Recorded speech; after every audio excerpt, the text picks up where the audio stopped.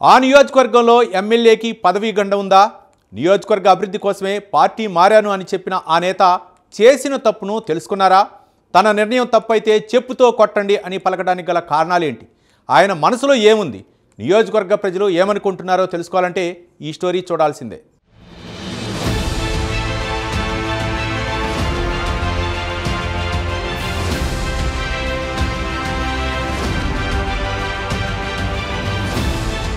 పోచారం శ్రీనివాసరెడ్డి రాష్ట్రంలో పరిచయం అక్కర్లేని సీనియర్ పొలిటీషియన్. తెలంగాణ రాష్ట్రం ఏర్పడినప్పటి నుండి స్పీకర్గా, మంత్రిగా పలు హోదాల్లో పనిచేసిన నేత. 2023 అసెంబ్లీ ఎన్నికల్లో బాన్సువాడ నుండి బీఆర్ఎస్ అభ్యర్థిగా బరిలోకి దిగి కాంగ్రెస్ అభ్యర్థి ఏనుగు రవీందర్ రెడ్డిపై గెలిచారు. అయితే రాష్ట్రంలో కాంగ్రెస్ పార్టీ అధికారంలోకి రావడంతో రాజకీయ సమీకరణాలు మారాయి. దీంతో రాష్ట్రంలో పలువురు ఎమ్మెల్యేలు బీఆర్ఎస్ ను వీడి కాంగ్రెస్ లో చేరారు.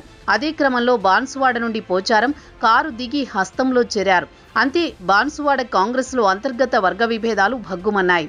సీఎం రేవంత్ వ్యవసాయ సలహాదారులుగా పోచారంను నియమించారు.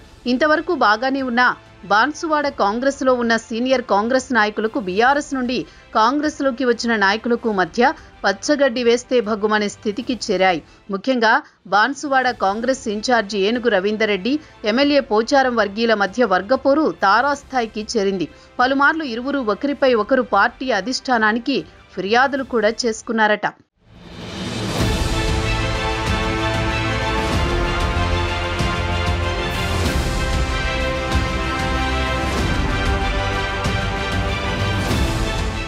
ఒకవైపు ఇంటి పోరుతో సతమతమవుతున్న ఎమ్మెల్యే పోచారంకు పార్టీ మారిన ఎమ్మెల్యేలపై చర్యలకు సుప్రీంకోర్టు ఆదేశాలు ఇవ్వడంతో స్పీకర్ విచారణ చేస్తున్నారు. దీంతో బాన్సువాడ కాంగ్రెస్ లో నాయకులతో ఇమడలేకపోతున్నారట.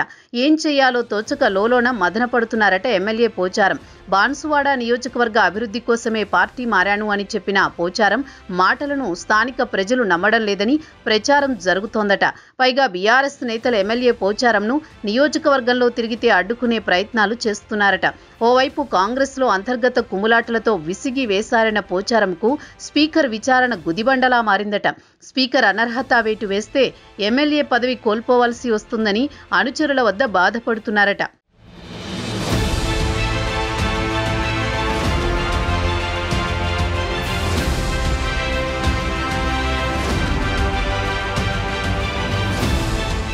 ఇంట గెలిచి బయట గెలవాలి కానీ కాంగ్రెస్ లో వర్గపోరు వల్ల తాను ఎమ్మెల్యేగా ఉన్నా స్థానిక ప్రజలకేం చేయలేనేమో అని లోలోన మదన పడుతున్నారట ఎమ్మెల్యే పోచారం.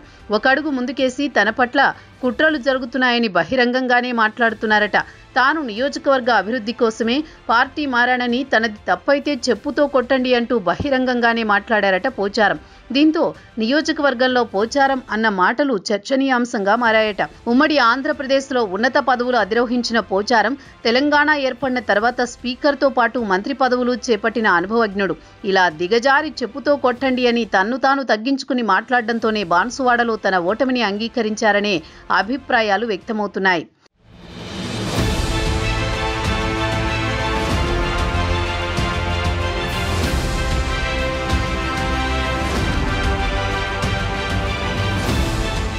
అయితే తనపై అనర్హత వేటు తప్పదనే పరిస్థితే గనుక వస్తే వేటు పడకముందే రాజీనామా చేయాలనే ఆలోచనలో కూడా పోచారం ఉన్నట్టు తెలుస్తోంది.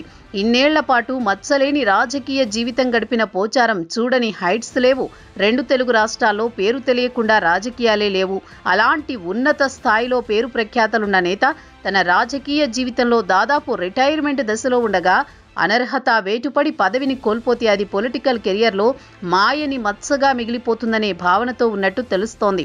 ఇదే విషయాన్ని తన కొడుకులు, కుటుంబ సభ్యులు, రాజకీయంగా అత్యంత సన్నిహితులుగా ఉన్న మరికొందరితో చర్చించినట్టు కూడా తెలుస్తోంది. పేరున్న ప్రముఖ హైకోర్టు న్యాయవాదులతో కూడా తన పరిస్థితిపై చర్చించినట్టు సమాచారం. న్యాయపరంగా ఈ సమస్య నుండి బయటపడే మార్గాల గురించి అన్వేషించే ప్రయత్నం చేస్తున్నట్టు తెలుస్తోంది. ఏదేమైనా పోచారం విషయం ఉమ్మడి జిల్లా పొలిటికల్ సర్కిల్లో హాట్ టాపిక్ గా మారిందనడంలో ఎలాంటి సందేహం లేదు.